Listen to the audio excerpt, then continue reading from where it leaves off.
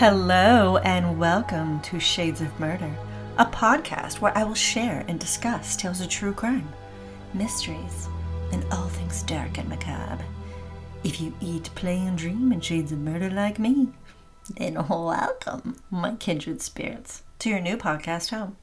If you enjoy the show, please remember to follow and subscribe, share and rate, so I can present more stories to you, and we can all embrace the love, the darkness together. All of my contact information you can find in the episode description below.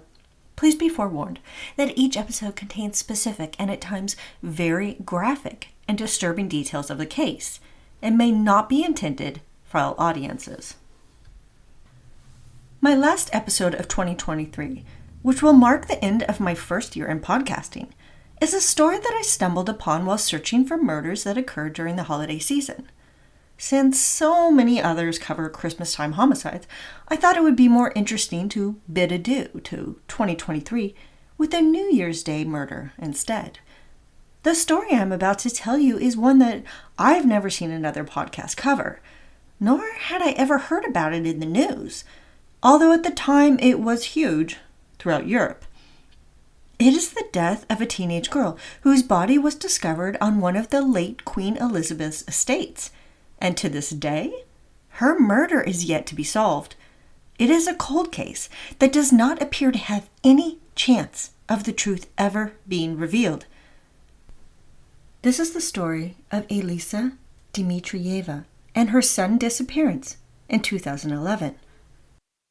Alisa Dmitrijeva was a pretty and very smart 17-year-old girl who had relocated from her native country of Latvia to England with her family not long before these events happened. Her mother had moved before Alisa and her other families followed, so that she could become established and stabilized there before bringing them over. They all made a home in Wisbech, Cambridgeshire, a relatively small town that is located around 100 miles away from London.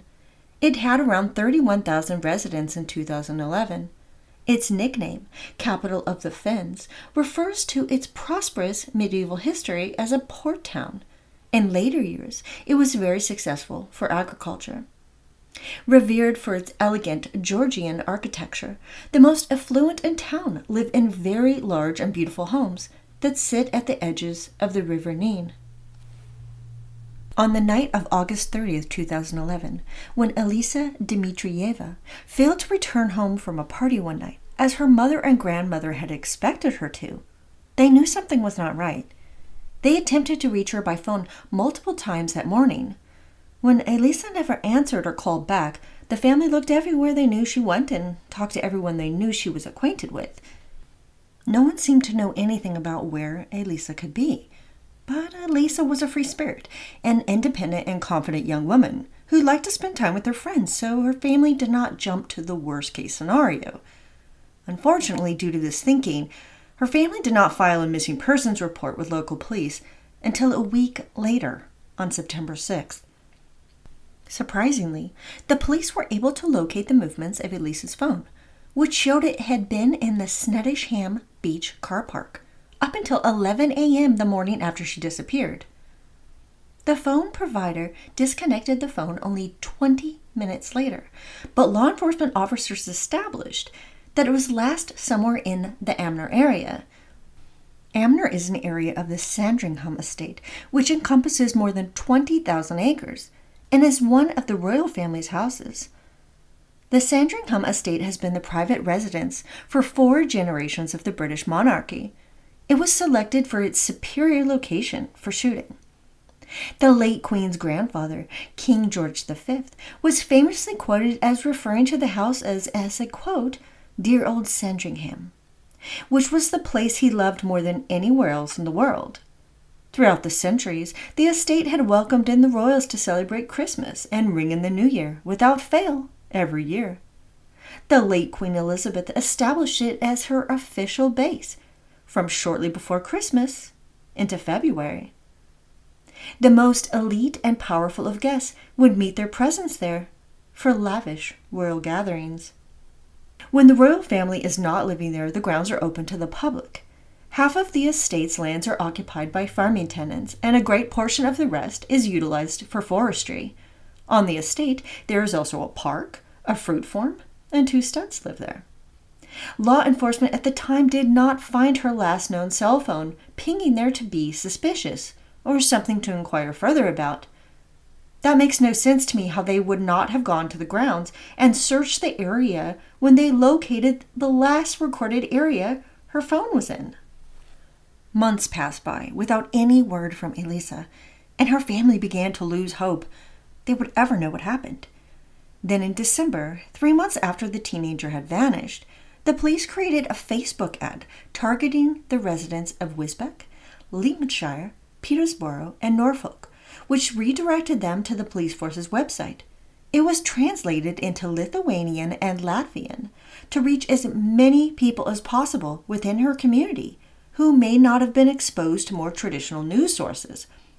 This was done in a desperate attempt to find out any information that could hopefully lead to finding Alisa, whom no one had seen or heard from in months.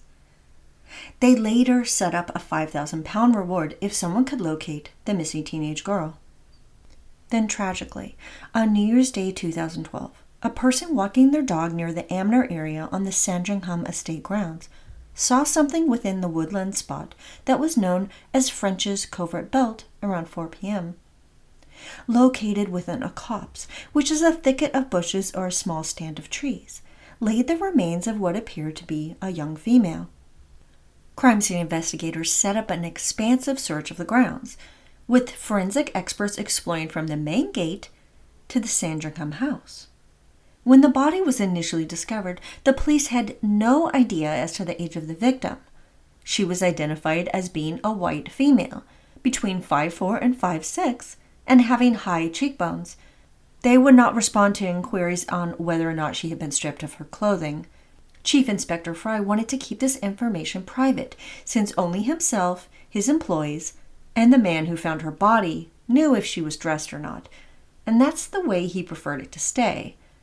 Now, I'm not sure whether or not he held this information silent from the press due to the possible age of the victim, his wanting to respect the family, or maybe it was a way to hold back pertinent information on the case to further aid in its investigation.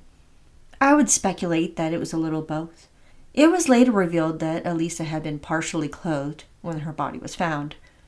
It was evident by the state and positioning of her body that the girl had not died from any sort of accident or injury caused by a firearm or a blade.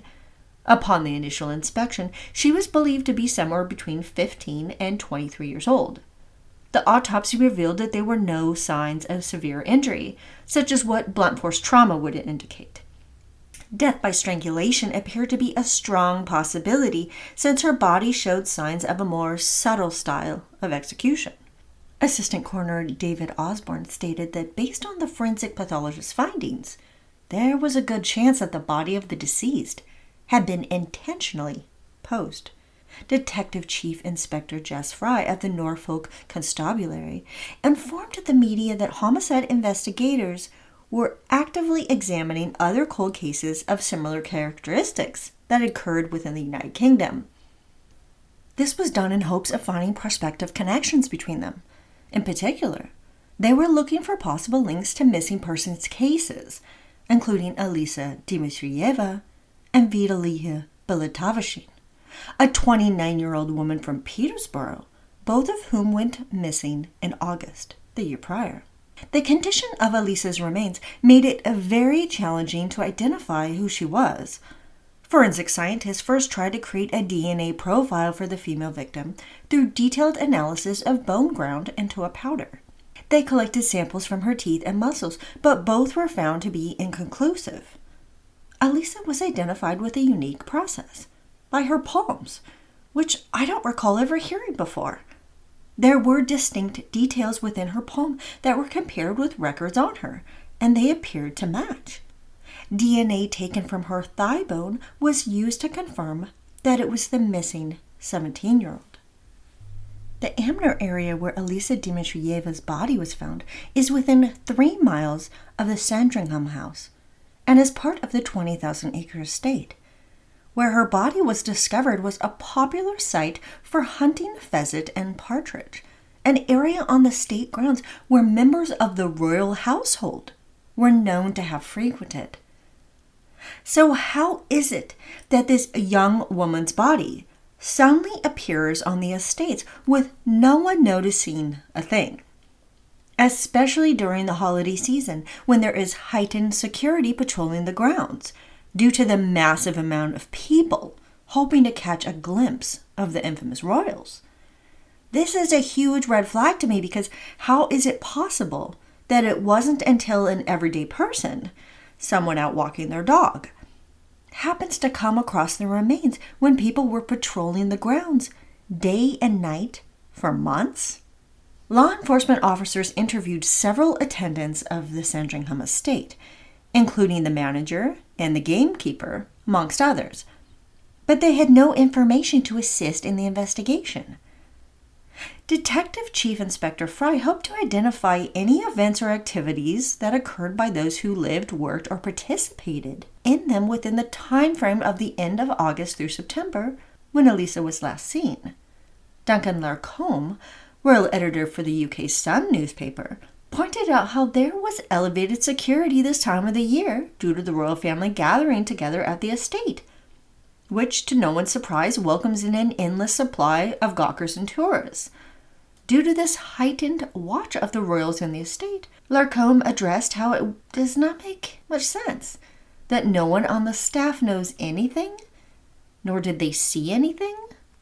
The Queen, her husband Prince Philip, along with other members of the royal family, were attending a New Year's Day service at the Church of St. Mary Magdalene within hours of the gruesome discovery made by local law enforcement.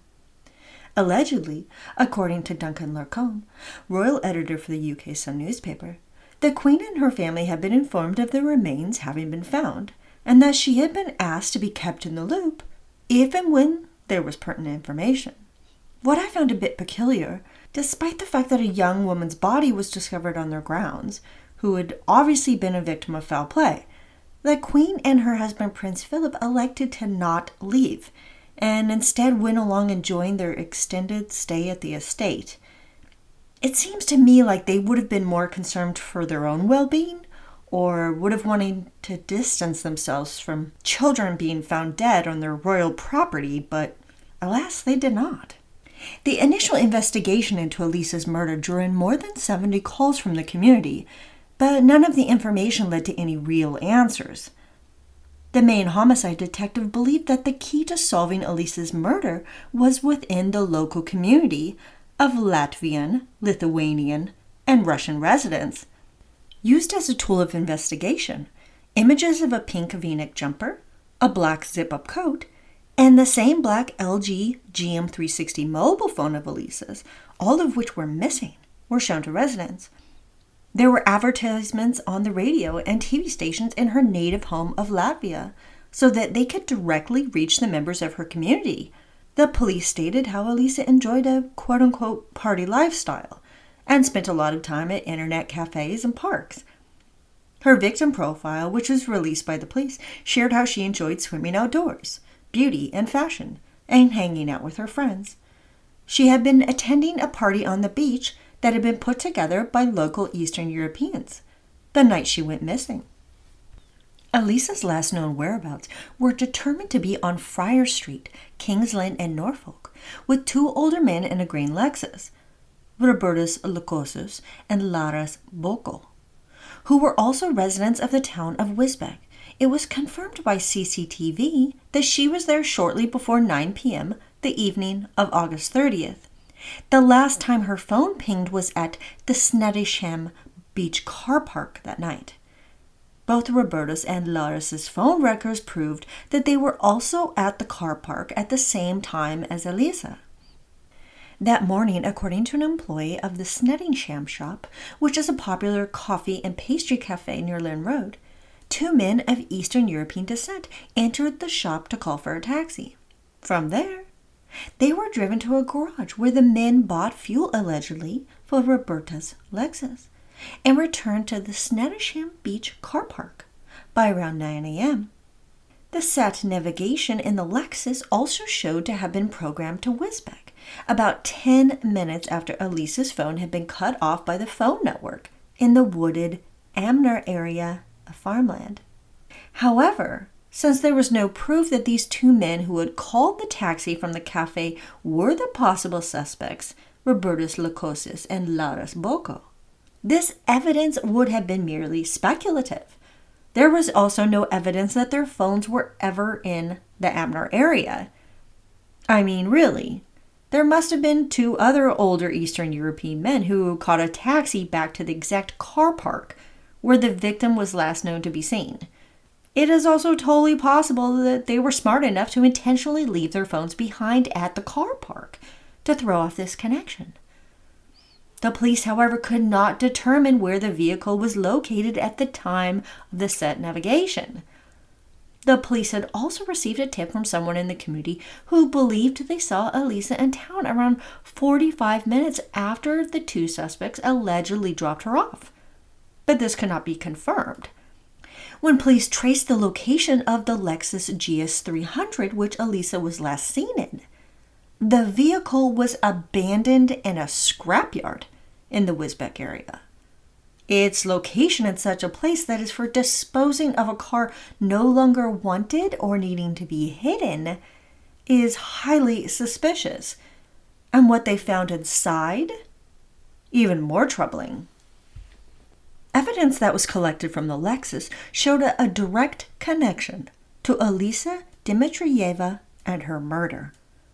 A forensic examination of the vehicle discovered fibers in the boot or trunk of the car that matched fibers collected from Alisa's bra and those found in her hair. Investigators discovered traces of seeds from the crops that grow near the woodland site where Alisa's body was found. But this evidence had been compromised over time. Law enforcement officers also discovered a seashell in the woods next to her body that was obviously from the beach they had been partying at. A unique composition of spores from fungi distinct to that particular area was found near Alisa's corpse and was found within the trunk of the Lexus, in addition to rare pollen known to that area. This hopeful match would lead to a significant discovery connecting the victim and her perpetrators. In May 2012, all of this circumstantial evidence was strong enough to lead both men to be arrested on the suspicion of the murder of Alisa Dmitrijeva. Robertus Lukosius, who was the owner of the Lexus 300, and by the way 34 years old, claimed that he was buying marijuana from Alisa, as he had on a few previous occasions. He said he had only owned the Lexus for 6 weeks and had taken Alisa with them to a party at Sandringham Beach the night of August 30th. He alleged that he and the other suspect, Laras Boko, bought the drugs from her. They all hung out for a while, and then they dropped her off back in town at Isda, which was a local grocery store, sometime near midnight. However, CCTV does not show Alisa ever being dropped off there. The Lexus, not by coincidence, was pulled over shortly afterward on the same night, since the vehicle was on record to have been involved in criminal activity. The other suspect, Laras Boko, alleged that he knew Alisa through his wife's older children. He said that he and Alisa had become friends, but that it had never become sexual between them, even noting how naive Alisa was. Neither of the men were formally charged, and both were released. Detective Constable Jeremy Pitt stated that upon discovering the body, a homicide investigation immediately ensued to figure out what happened to Alisa. They had spoken to the two suspects on numerous occasions before their arrest, all of which culminated in their being released and never facing charges. An inquest, specifically those under criminal law in the United Kingdom, is when the coroner must request an inquiry into the death of a person who was just killed, or who died under any circumstances outside of those deemed to be natural. It is the legal responsibility of the coroner to lay out all of the specifics of the case, to establish the cause of death and assess a conclusion based on the evidence. This is not like a hearing or a trial where the jury or judge determines criminal liability. Rather, it is a public and formal procedure to establish the facts around the individual's death. Although a jury is not always required to be present, they are in circumstances when the death is believed to have been unnatural. Robertus Locosius and Laurence Bocco were expected to be witnesses of the Norfolk's assistant coroner at Kings Lynn County Court for the official inquest, but no one could reach them, and their whereabouts were unknown. During the inquest, Detective Constable acknowledged how during much of their interrogation, both men had answered, "No comment." No comment in the United Kingdom is equivalent to saying "I plead the fifth" in the United States. The person under question has every right to protect themselves from self-persecution and refuse to provide law enforcement with an answer. The detective constable also pointed out during the inquest how analysis of their phone records showed inconsistent patterns in the stories they had provided law enforcement. During the inquest, Detective Constable informed the court that the men's claim that they dropped Alisa off at the supermarket by midnight was a lie. Laurence Bocco's wife had been arrested for perverting the course of justice because it was proven that she had lied about when her husband had returned home that night. In England and Wales, if a citizen is found guilty of this common offense crime, they could potentially face life imprisonment. Unfortunately, I cannot locate any information on whether Bocco's wife was ever penalized for this crime. Yet somehow all of this evidence and testimony by the detective constable was not enough for the Crown Prosecution Service to pursue charges against these two men for Alisa's kidnapping and murder. This is absolutely beyond comprehension to me, how all of this strong circumstantial evidence was not enough to charge them with homicide. The only thing I can comprehend is that these men answered to people above them who were powerful enough to shut down the prosecution and effectively halt this case from being investigated further. The police declared that there was insufficient evidence to prosecute either of the men for the death of the girl. I'm sorry, but that is ridiculous. Many homicide suspects are charged with way less evidence held by the prosecution, and they are not only prosecuted, but convicted.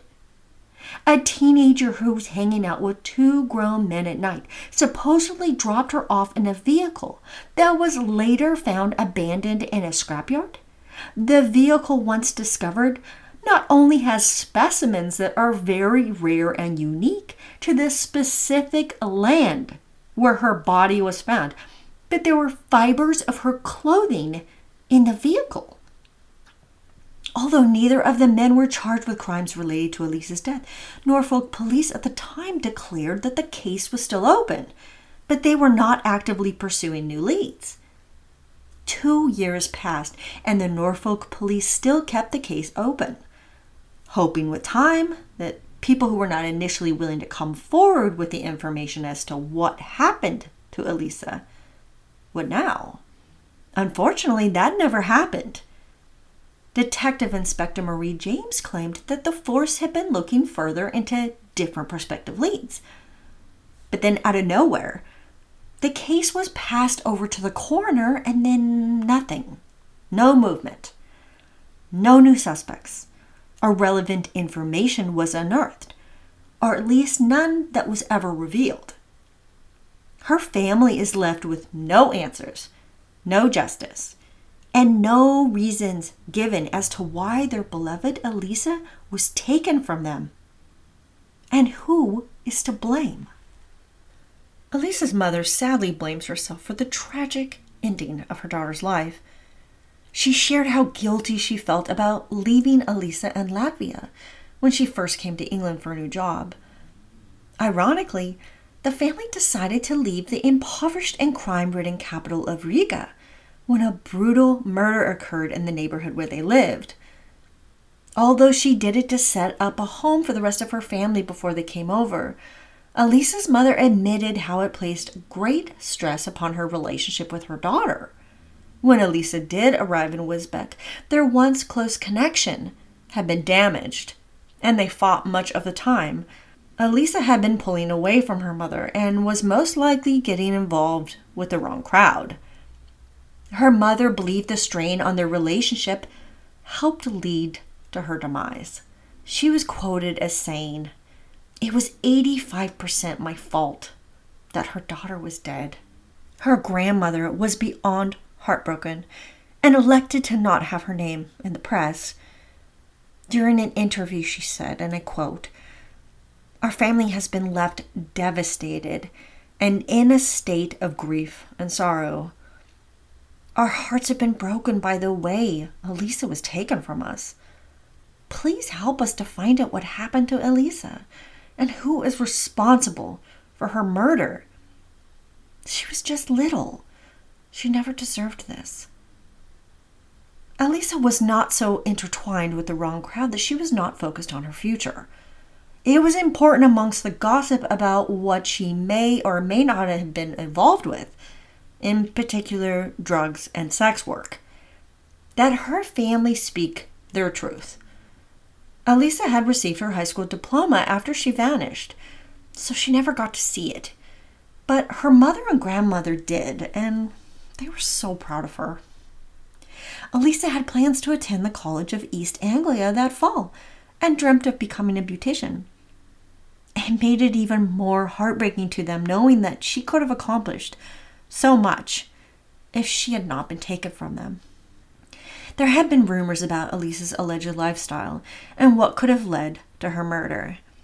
Some people thought she was killed by a drug dealer whom she was in debt to.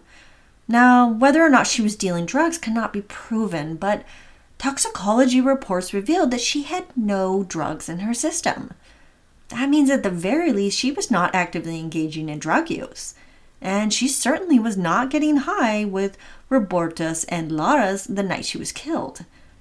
The other rumor was that she was involved in sex work. There was no evidence to suggest this either, but I can't help but notice the disturbing circumstances around her murder and its ultimate concealment. That points to the real possibility that a sex trafficking network was operating where she lived, even though the real number is expected to be much higher. There are an estimated 4 million people who are victims of trafficking every year.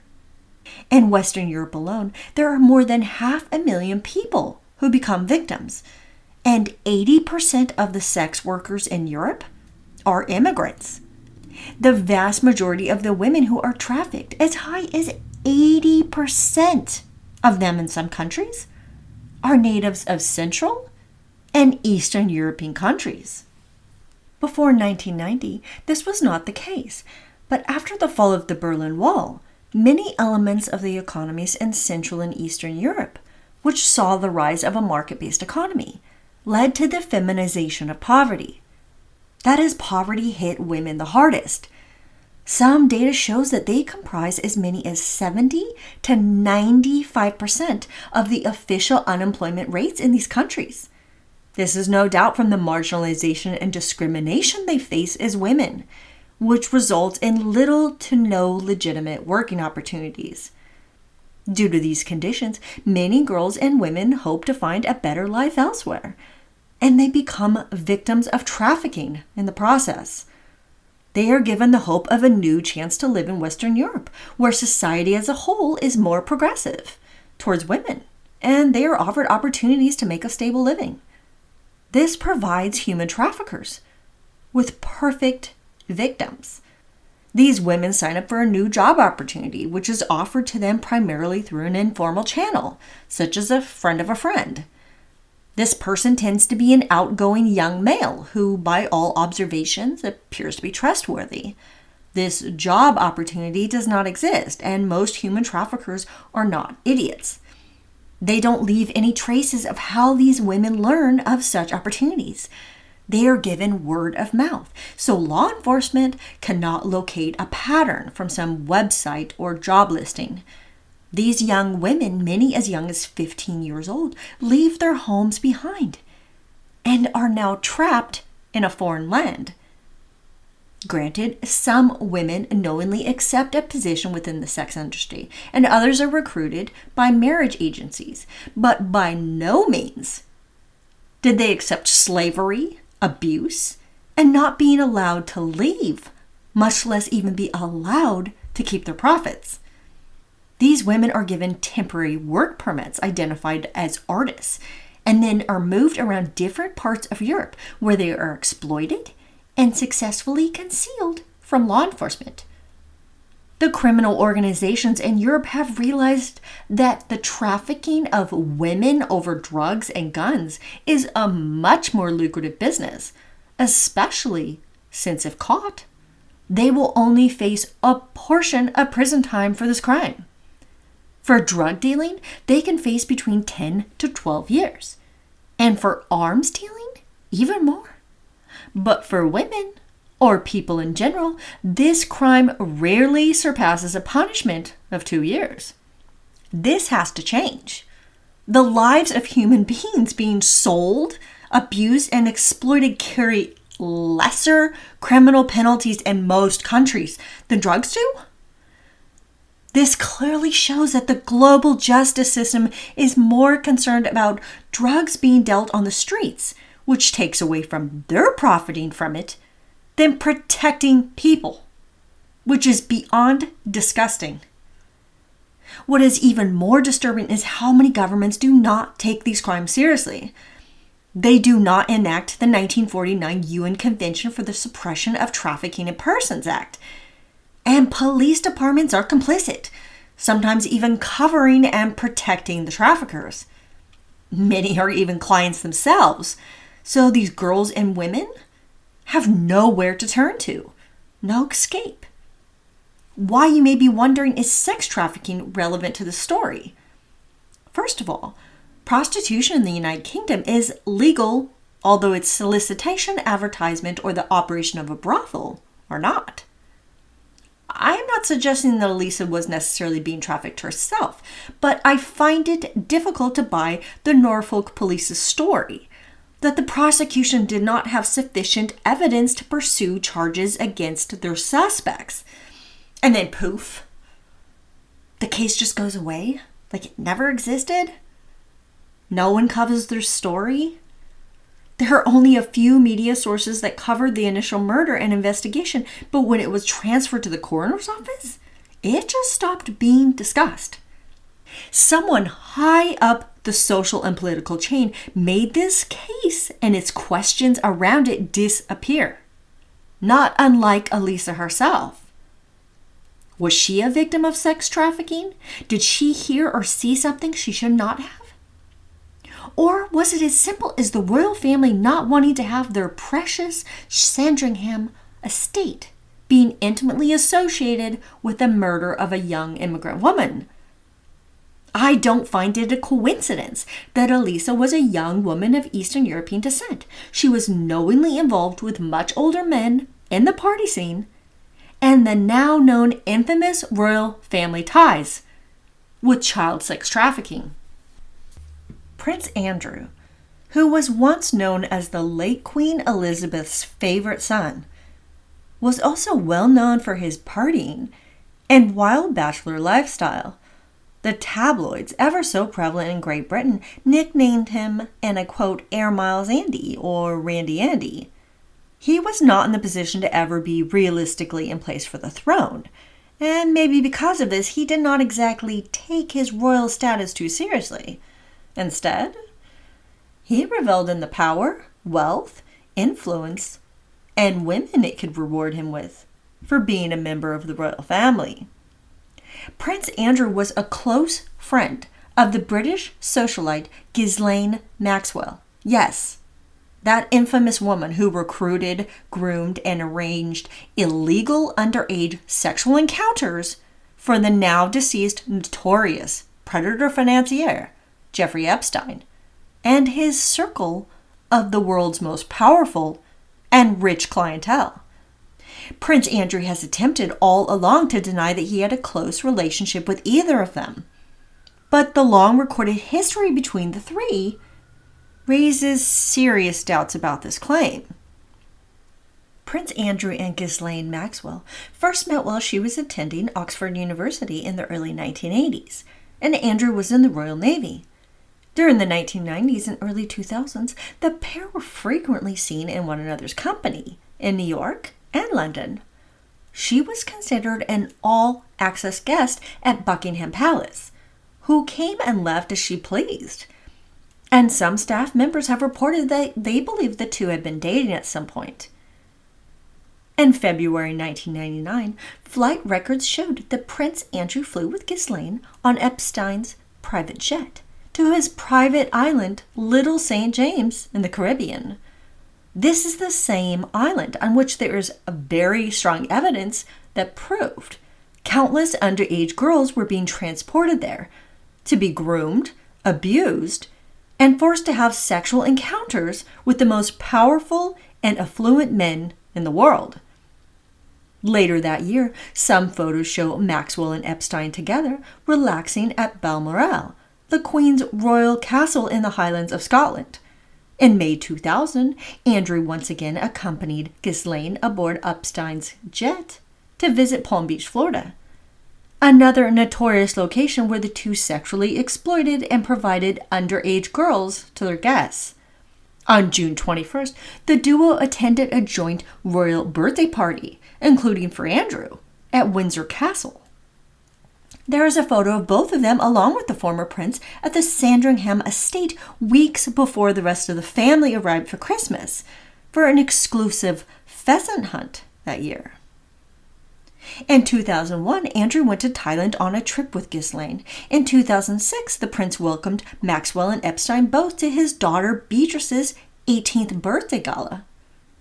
Prince Andrew later claimed in his interview with the BBC regarding his relationship with Epstein that he was not privy to the news that there had been an active arrest warrant out for Jeffrey Epstein for sex with a minor earlier that same year, for which he was convicted, since Epstein had not told him.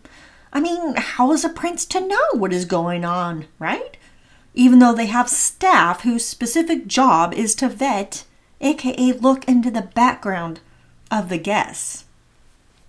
In 2009, Virginia Giuffre, who was one of Jeffrey Epstein's victims and is an active advocate for sex trafficking victims, claimed that Prince Andrew was one of many affluent and powerful clients Maxwell and Epstein had forced her to have sex with when she was barely 17 years old. She claims that Maxwell introduced her to Andrew at the London nightclub Tramp in 2001.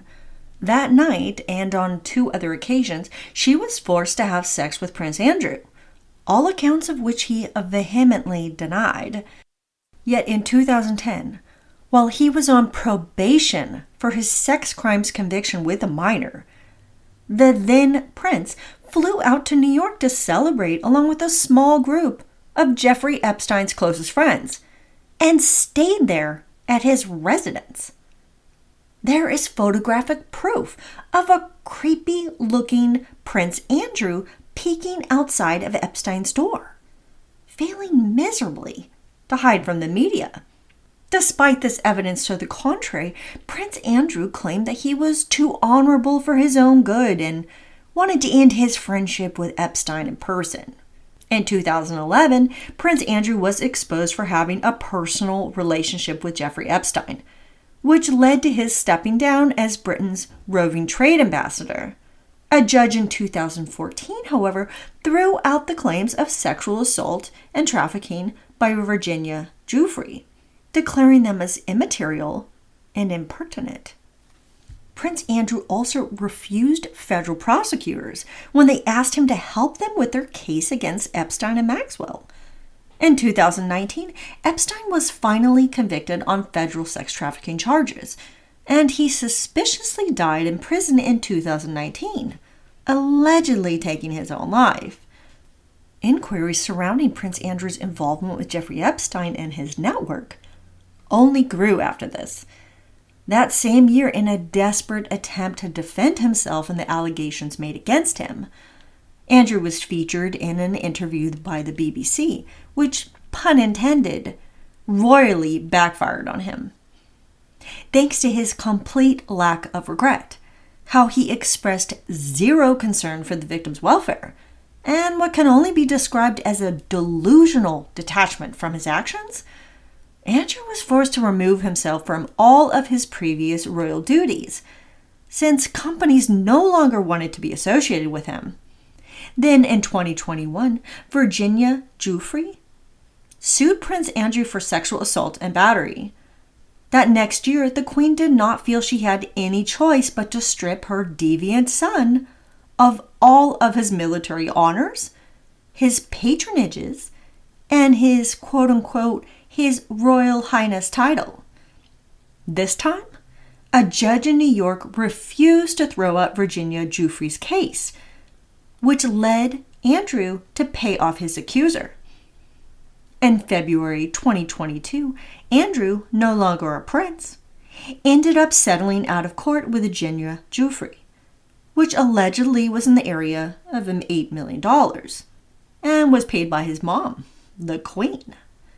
He still has never admitted guilt to the allegations, but claimed it was worth settling so he could be spared the humiliation of a criminal trial. Contrary to his claims, there is some pretty overwhelming evidence that he not only knew the underage girl who was being sexually exploited by Epstein and Maxwell, but that he had a sexual relationship with her. A photograph of the then Prince Andrew and 17-year-old Virginia Giuffre was taken inside Maxwell's London home. One can see Prince Andrew with his arm around the waist of the teenage girl, grinning like an old creep, and Ghislaine, lurking like the predator she is, smiling in the background. Ghislaine Maxwell has claimed that the photo is a fake and that the two had never met. But who has more credibility here? A young victim of sex trafficking or the convicted child sex trafficker? What could not be more relevant and perfect timing to this case? Judge Loretta Prescott in New York on December 19th, 2023, agreed to Virginia Giuffre's bid to have a dossier unsealed, which holds the name of Jeffrey Epstein's associates and his victims. In early 2024, there are expected to be 177 names revealed to the public. It will be fascinating and also very disturbing to learn about who helped perpetuate and support Epstein and Maxwell's empire of child sex trafficking. I can only expect that there will be names on the dossier which will shock our society and create even more distrust in our so-called leaders. Now, how is all of this connected with the cold case of Alisa Dmitrijeva's murder? I have no proof, no evidence of any wrongdoing by Prince Andrew specifically or a cover-up by the royal family. But it is hard to deny the circumstances of this case and his direct and very close relationship with the profiteering pedophiles, Jeffrey Epstein and Ghislaine Maxwell. They stayed at the Sandringham estate. Prince Andrew was smitten with Maxwell for decades and became seduced by Epstein's lavish playboy lifestyle with young teenage girls. Could it really just be a coincidence that a pretty 17-year-old Eastern European girl happens to go missing and then is later dumped on the royal grounds? Law enforcement and the prosecution have very solid suspects who conveniently leave town before the official inquest by the coroner is made. And then the case just gets dropped off to the coroner's office, never to be looked further into. I have a difficult time buying this. Something about this murder and the way it was handled does not sit right. To me, this case screams elite conspiracy. And when you factor in Prince Andrew, Epstein and Maxwell, and international child sex trafficking, it is next to impossible to believe that this murder was not covered up. Was it to protect Andrew? Cover up his connections to Epstein and Maxwell, or possibly a local sex trafficking ring he had used girls from? It was most certainly done to wipe away any link this murder of a young female immigrant had to the royal family of Great Britain. What do you think? Is it just me? Or do you think the crime was covered up by a very powerful and influential family, so that their precious Sandringham house would not be tainted by the murder of a working-class teenage girl, and they could return to celebrate the holidays there, as if nothing ever dark and tragic happened on its grounds? Thank you so much for listening. I hope you enjoyed this compelling case of Alisa Dmitrijeva. I hope one day that someone comes forward and some kind of information is revealed so that her family can have some answers and some sense of justice and semblance of peace. As we say goodbye to 2023, I would like to express again how extremely grateful I am to each and every one of you who takes the time to prioritize listening to my show. I know that there are countless other true crime-based podcasts out there, but I hope that I have been successful in delivering unique content and providing information and education on levels that others don't, and that keeps you coming back, wanting to hear more, wanting to gain unique perspectives and hear about, research and information that not just everybody covers. So again, I thank you. It's been very enriching, although challenging at times, to have my voice out there. But it means a lot at the end of the day that I have a voice and I can freely use it. And I hope to better the system in some way by doing so. Even if it just encourages even one person to think outside the box, to challenge the system, to look at things in a different perspective, then I feel that the time and energy that I put to this show is worth it. So again, thank you. Here's to the most amazing year to come. Until next time, stay safe and watch out for shades of murder happening in the streets, next door, and especially inside your own home. The Shades of Murder podcast is created, researched, written, and edited by Alita Dogma. Music courtesy of Pixabay by Alisa Dmitrijeva.